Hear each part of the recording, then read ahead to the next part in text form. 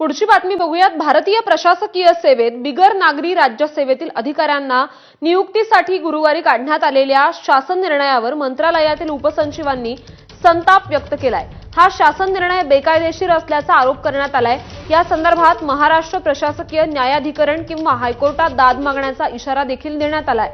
मुख्य सचिवांना या संदर्भात निवेदन देण्यात आलं, त्यात हा इशारा देण्यात आलाय। मंत्रालयातील ठराविक अधिकाऱ्यांच्या फायद्यासाठी निकषात बदल केल्याचा उपसचिवांचा आरोप आहे।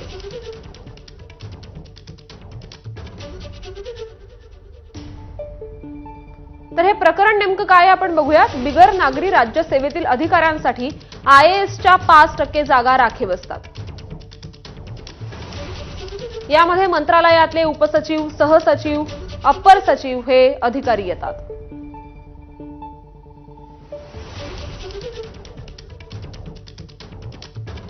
यावेळी आयएएसच्या 3 जागा असून त्यासाठी 280 पात्र अधिकारी आहेत। परीक्षा घेऊन 5 अधिकाऱ्यांची यादी केंद्रीय लोकसेवा आयोगाकडे पाठवली जाते। त्यातून आयएएस अधिकाऱ्यांची निवड होते।